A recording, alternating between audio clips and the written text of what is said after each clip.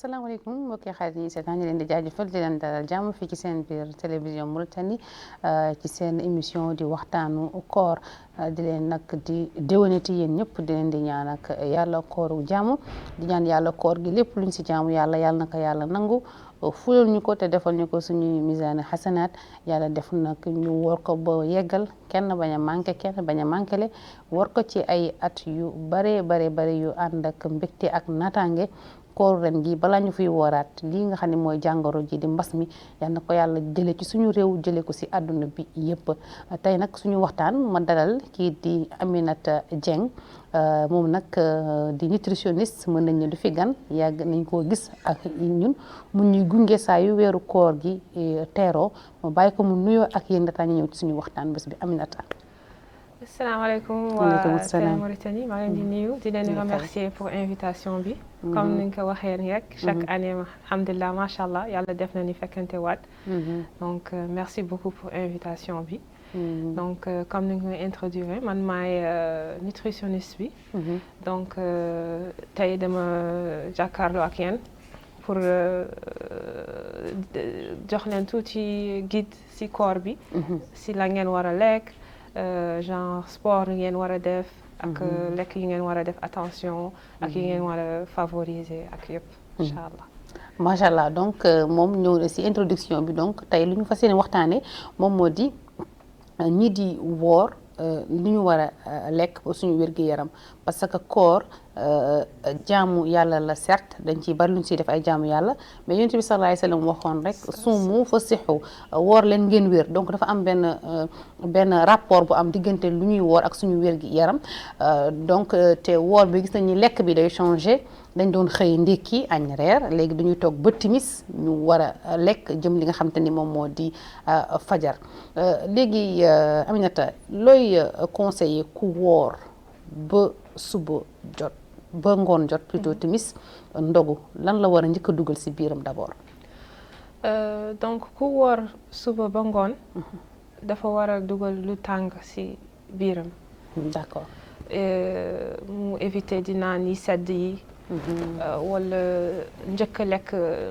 yi nga xam ni dafa bare diwlin donc dafa war a naan lu tàng mu nekk thé wala café wala meew wala soupe mais mu nekk soupe bu nga xam ni comme ni nga ko waxee barewul diw dafay nekk soupe bu riche bu bare légumes xam ni barewul diw loolu moo gën a baax ci yaram bi ci estomac bi ak yëpp donc mar naan rek parce que des fois xam nga da ngay woor mu ngi tàng des fois mbóoy bi daf ñuy jàpp da ngay mar ba nga xam ne nii soo wooree rek ndogoo da ngay bëgg automatiquement naan lu sedd donc loolu c'est déconseillé. c'est déconseillé moo gën a nga commencer lu tàng fekk pour naan bi nag naanal ndox mais ndox bu nga xam ni du ndox bu sedd ndox bu sedd wala ndox bu glace njëkkee lu tàng comme que biir bi dara nekku ci parfois aussi mun na indi naan lu sedd noonu mun na indi indigestion mun na indi ay biir yu metti ay crampe mun na indi aussi ay nausées xam nga mun na la jox am envie woccu waaw xel buy tey bi exactement xel buy tey bi d'accord waaw donc kon ñëw nañu si li nga xam te ni moom la ñu war a njëkk naan maanaam dañuy commencer par lu tàng après loolu lan la ñu war a teg si lu ñuy ndogoo donc souvent man lu may conseillé mooy soo naanee lu tàng bu pare fu nga teg ci tàndarma xam ne mooy sunna nga teg sa tàndarma nga xaar tuuti moom looy lekk yëpp da nga ko war a fractionner c'est-à-dire waroo lekk lu bare d'un seul coup da nga war a lekk nànk-nànk ma ñëwaat ci lu ma wax li rek di moytu lekk yu nu saaf yi yu bare diw yi comme nu ñuy dis ci kër yu bare mooy fataaya yi sambosa yi yooyu yëpp duñ ko war a moytu warul njëkkee ci biir dina doy waar ne neem yi sambusa yi fataaya yi loolu soo waxee nañ ko moytu waxuma nañ ko bàyyi suñu plateau ndogu yi loolu moo ci ëpp en fait ak pâtisserie yi maanaam croissant yi pain chocolat yi donc lu bare diw yëpp soo xoolee bu baax lu bare diw yëpp te lekk yooyu mooy lekk yi nga xam ne mooy indi prise de poids mooy yokk yaram bi surtout mooy yokk graisse ci biir et puis graisse ci biir baaxul mooy indi ay problème cœur ay problème xol. D'accord. Donc moytu vraiment lekk yi bare diw yi. moom lépp ak modération. sooy lekk ay sambosa ay neem ay fataay. lekk si benn wala ñaar. bul ëppal daal. D'accord mais boo melee comme man nga xam da ngay def sambusa def fataay jën fataay yàpp fataay ginaar def neem en fait nga jël benn à la longue day nekk lu bari. lu bari honnêtement loolu lay wax warul nekk lu bari nag da ngay choisir benn wala ñaar nga jël si benn wala ñaar. pas plus parce que su ëppee. loolu mooy indi problème comme yi mu la waxee problème graisse yi ak yaram bu yokku bi donc mun na nekk dangereux. surtout yaa ngi woor journée bi yëpp. comme ni nga ko waxee dès le début sur sa introduction. koor pour faj la. pour faj yaram bi. dëgg la donc pour raxas yaram bi sax soo laajee nutritionniste yi dañu lay wax koor day raxas yaram sooy woor da ngay raxas sa yaram. donc imaginer journée bi yëpp yaa ngi raxas sa yaram. waxtu lekk jot nga ñëw defaat si poubelle.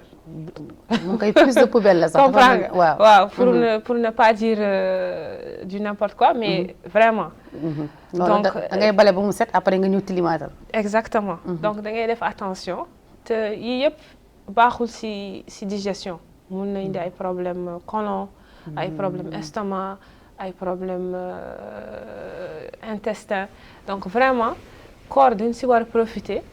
après am nga 11 mois pour lekkaat lu la neex mais 1 mois yi la yàlla may profiter si pour raxas sa yaram raxas sa digestion raxas sa intestin yi nga lekk-lekk yi sell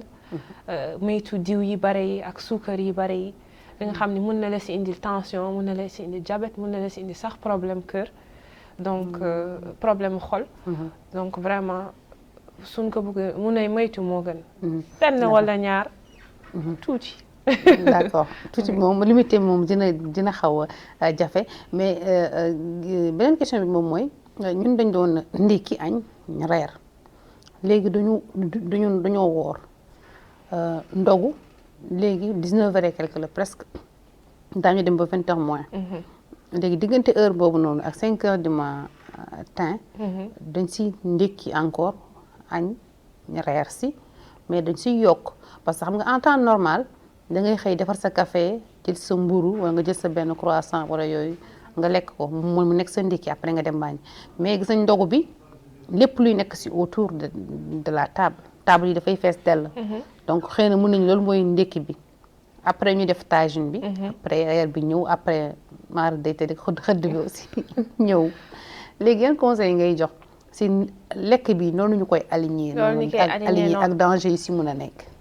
C'est une très bonne question parce que presque kër yi fii yëpp si Nouakchott bi mu noonu nii def te loolu baaxul li tax mu am danger parce que soo wooree ak soo woorul du benn soo woorulee am nga journée bi yëpp tout yëpp am na waxtuwam heure añ heure reer am nga temps boobu am nga temps digérer am nga temps dem dox sa soxla ñëwaat dox tuuti bouger mais soo ndogoo temps bu si des bi barewul donc munoo wax da ngay rattraper waat journée bi ak repas yëpp da ngay lekk loo mën a lekk c'est-à-dire ba ndogu teg si sa reer bu guddee heure xëdd su jotee nga xëdd mais di tegle noonu repas yi c'est pas bon parce que déjà sa biir nappaluwul yaa ngi koy sol rek amoo doo jox sa biir sax temps digérer loolu mooy indi problème yu bare mooy comme problème constipation yi si weeru koor bi parfois damay am nit yu may ñëw cabinet di ma wax que ni si weeru koor bi souvent dini am problème constipation loolu mooy tax amuñu duñu may seen biir le temps de digérer comprends nga donc lekk yi day nekk di tegloo après sur le coup yow sax doo mun a def dara sax parce que da nga diis li nga lekk li dafa bare ma yow sa bopp temps digérer munoo rattraper journée bi guddi bi dafa gàtt donc la moo gën mooy lekk tuuti chaque 3 heures de temps chaque 3 heures 4 heures de temps nga lekk tuuti donc c'est-à-dire comme nun ni ko mayee rek mooy tour bi heure ndogu bi après am nga sa reer tagine bi sax man su ma mënoon conseiller je conseillerais de ngeen bàyyi ko ngeen def benn reer ak xëdd bi yam foofu moom kay ku def tagine mooy def nga boo defee tagine def reer mooy def nga ndékki añ reer ak xëdd waaw non man damay gis nit yi dañuy def ndogu. mooy ni teg seen croissant yi ak yu mu la wax yi seen yu nu saaf yi crêpe yi. après nag ñi xaar tuuti ni indi tagine bi tuuti yàpp wala tuuti poulet. su demee si kanam tuuti ñu teg seen ceeb. exactement wala mooy seen ndekki añ reer rek bi waaw trois repas yi ñëw na. après xëdd bi loolu xoola rek ñëw non c'est trop et puis gis nañ tamit gaspillage bi daf siy bari. parce que comme biir aussi biir kese la. exactement donc le plus souvent si repas yooyu dina am benn boo xam ni kenn du ko lekk en fait mais dañ koy togg teg ko. waaw souvent loolu la dafa nekk tellement culturel. juste ñu tekk ni dis que xam nga def ñuy neex. pour rek nekk si comme ni nga koy waxee si culture ramadan bi. mais alors que du noonu la war a mel. exactement déjà sunu diine sax daf ñuy tere yàq. exactement donc. kulu washrabu wala exactement toujours sax sunu yenente sallallahu alayhi wa sallam daf ñuy wax. soo lekkee da nga war a way 1/3 pour loo lekk 1/3 pour loo naan 1/3 pour air. exactement donc mi ngi noonu daal.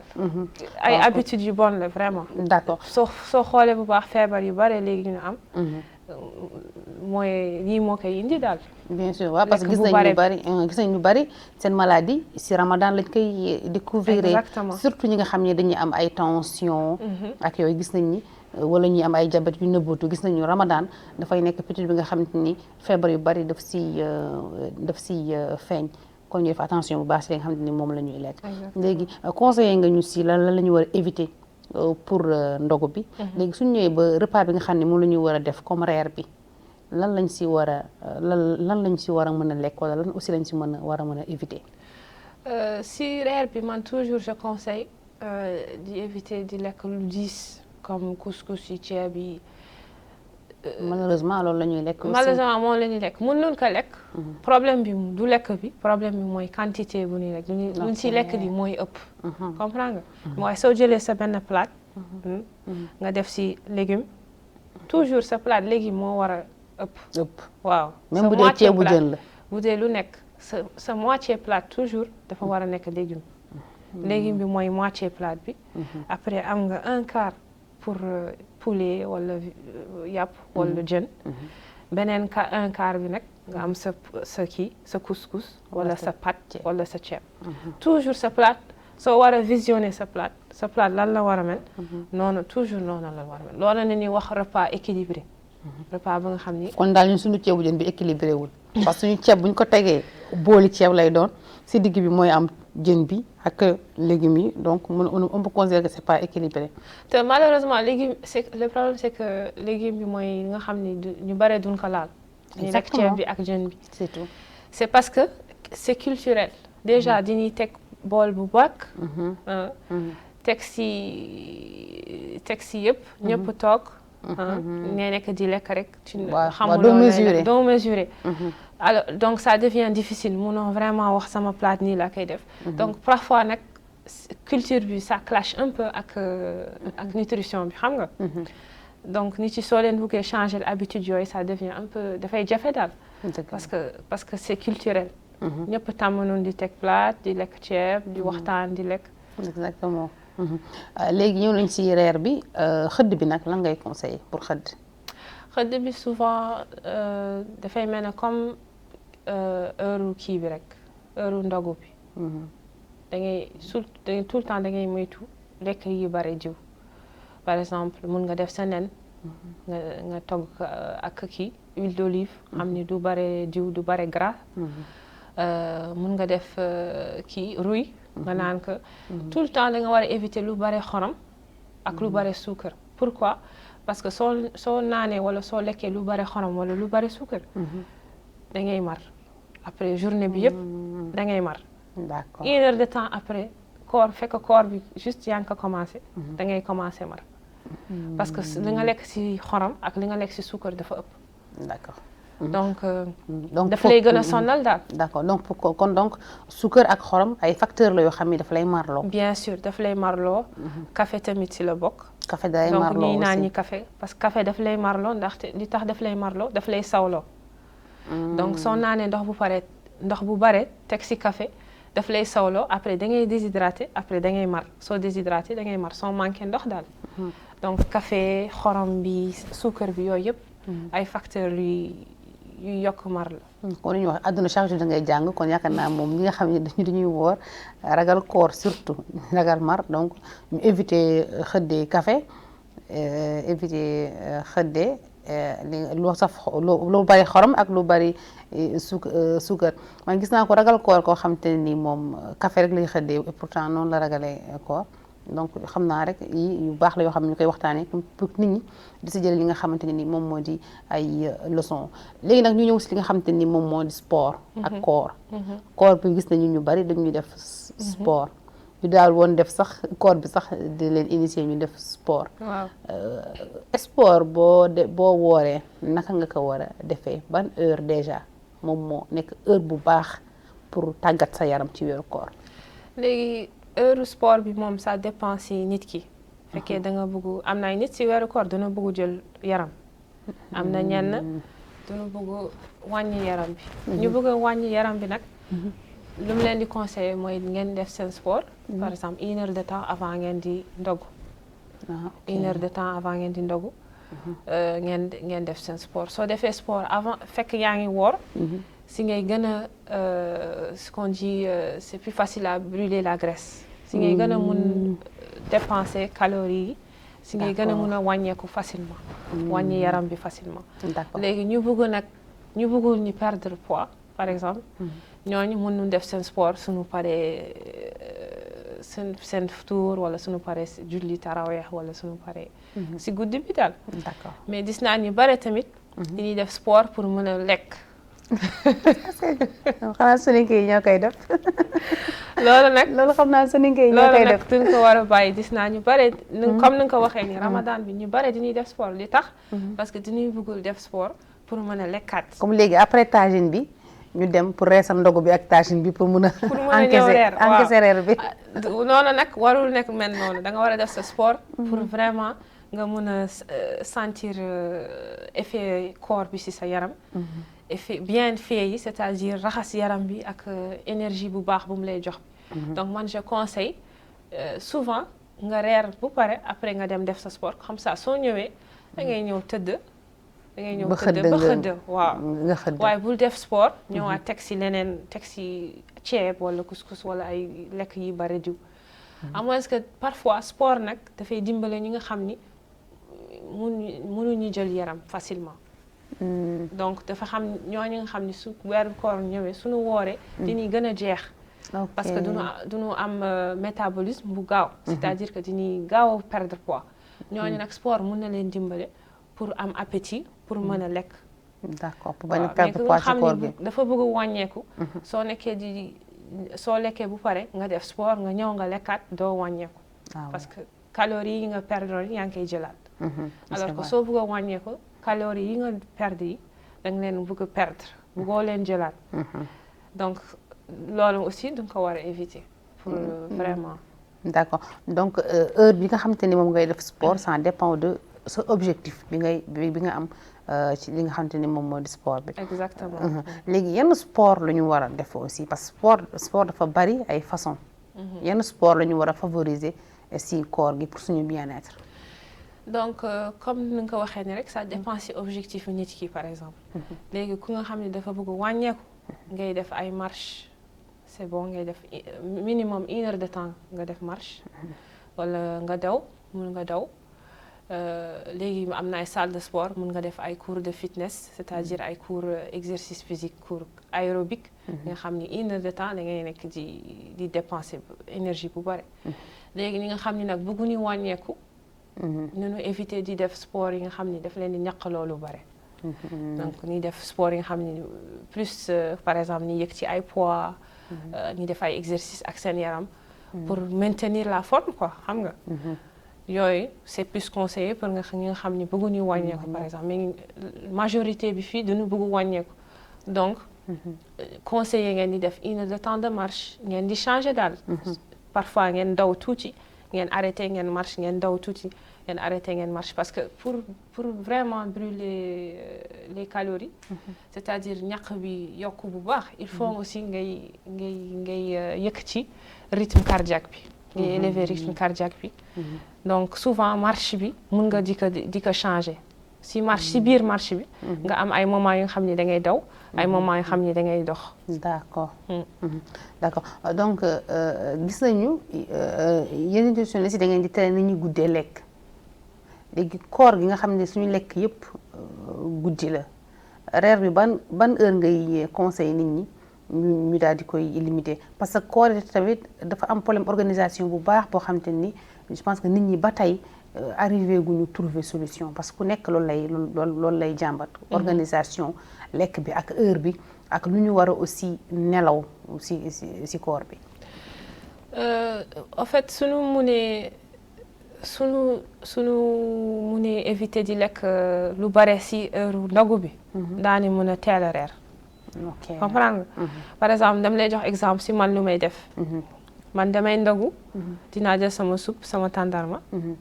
xam nga ni barewul su ma xaaree tuuti rek dinaa mën a lekkaat leneen donc man lu may def damay si instant bu si topp bi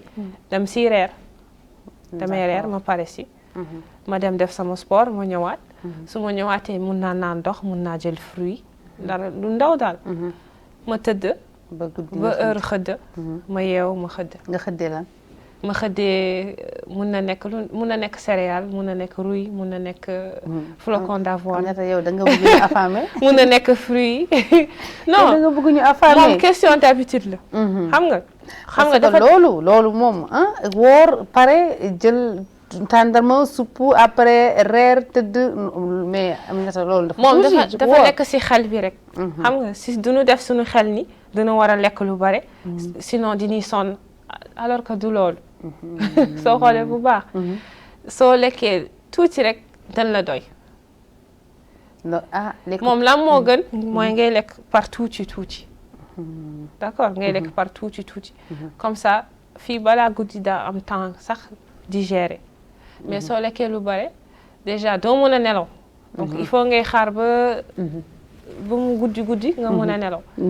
te fekkee da ngay liggéey wala da nga may activité si journée loolu daf lay sonal moom de sommeil moom day bari si Ramadan exactement et plus ngay manqué sommeil ngay manqué nelaw plus ngay xiif ok donc c'est vraiment lié kon dafa am aussi benn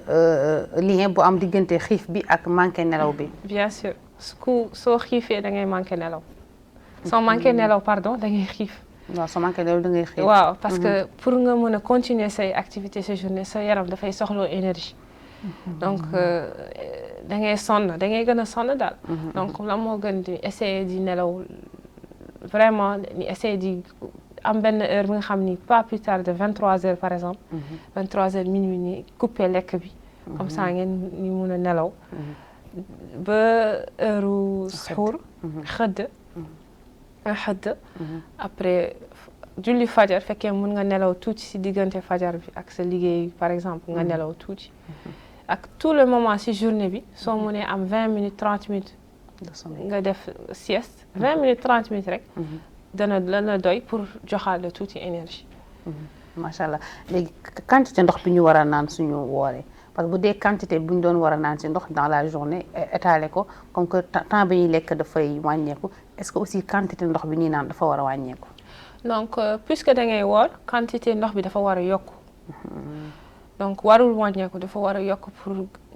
rattraper hydratation bu nga perdre ci journée bi par exemple man lu may wax mooy minimum nga jël 8 verres d'eau par jour si après la rupture nga naan waaw au moins 8 verres ndox par kii après la rupture pas par jour mais après la rupture par exemple heure ndogu nga jël ñaari verres chaque moment nga jël ñaari verre ba heure xëdd bi nga jël ñaari verre tamit loolu dañ la jàppale vraiment pour hydratation bi fekkee da ngay def sport nag da nga war a gën a yokk ndox bi donc di def sport di naan c'est conseillé wala nga war a def wala nga war a naan soo nga def sport wala après sport nga war a naan moom pour sport bi da nga war a naan avant ngay def sport pendant sport bi si waxtu sport bi ak après sport bi c'est-à-dire avant ngay def sport da nga war a naan une bonne quantité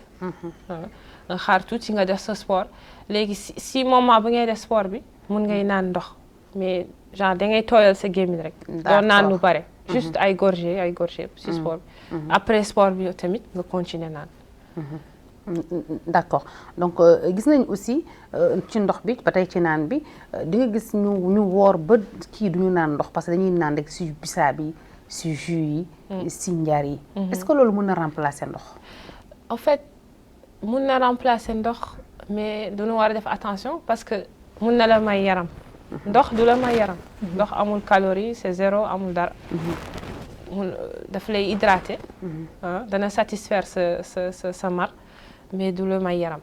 alors que zrigi jus yi déjà li tax muy maye yaram même fekkee c'est des jus naturels diñ siy def suukar bu bare donc parfois diñuy di sax ñi jógee ci corps bi rek nga gis diw diabète na après corps bi parce que ci corps bi chaque jour mi ngi naan 2 3 4 verres bisaab buy gingembre yooyu yëpp parce que dafay bare suukar ak zrigi dafay bare suukar suñu mënee vraiment di limiter sucre quantité sucre bu ñuy def ci jus yi ça serait vraiment très bien très important parce que non seulement la mooy différence bi c'est que jus yooyu ak zrigi diñ koy naan diñ koy continuer di naan parce que diñuy mar pourquoi ndax sucre bi waaw d'accord comme li nga waxoon rek sucre bi moo lay marloo waaw da ngay marloo donc da ngay yaa ngi continuer di naan rek di wax man damay mar dama mar parce que naanuloo ndox mooy vraiment base bi pour dindi mar soo naanee les jus sucrés ça ne change rien da ngay continuer di mar rek non seulement da ngay continuer di mar non yaa ngi prendre poids daf lay yokkal yaram ak sucre mais du point de vue nutritif moom dina remplacer c'est-à-dire que dina la hydrater assez comme ndox lu mu lay hydrater waaw dina la hydrater peut-être pas assez mais ndax sucre bu si neex mais dañ la hydrater d'accord di ko naan moo gën di bañ a naan sax quand même mais ndox bi moo war a nekk priorité d'accord donc ñu ngi may signaler ñu suñu waxtu daanaka jeex na kon ma bàyyi la nga daal di tàggatoo donc maa ngi remercier vraiment pour waxtaan bi c'est très important comme ni nga ko waxee ni rek chaque weeru koor bi c'est important ni rappeler nit yi importance santé bi ci corps bi ak avantage yu corps mën a may pour am une bonne santé donc maa leen di remercier et encore di leen di souhaiter un bon Ramadan waaw merci yow tamit ñu lay souhaiter rek Ramadan Moubarak di ko souhaiter ñëpp ñi nga xamante ni ñooñu doon seetaan dañu seetaan ci télé bi dañu seetaan ci Facebook dañu seetaan ci YouTube ci seen plat digitalu télévision nationale tvm.mr donc ñuy gërëm ñëpp di sant ñëpp daañu ànd ak moom incha allah daañu ko essayer di ko def chaque vendredi ñuy ñëw di leen di jox ay conseils lu ñuy ndogoo lu ñu war a lekk di leen pourquoi pas indi sax ay recettes loolu yëpp rek pour que ngeen mën a dund seen Ramadan mu ànd ak wér-gi-yaram gu mat sëkk yëre bi nag maa ngi ciy remercier ki nga xam ne moom moo di Tata Siré Thiam ci tenue bi di ko jaajëfal bu baax a baax di ko sant bu baax moom Aminata Dieng si nangu bu mu nangu buy suñu invitation di gërëm équipe technique bi ma àndaloon yëpp pour émission bi mën a yemb ki nekkoon ci kàddu gi di seen xarit seen soppe Ndeye Fatou ngeen gën ko xam ci Mineur ba leen di jox dig daje ba dimanche incha allah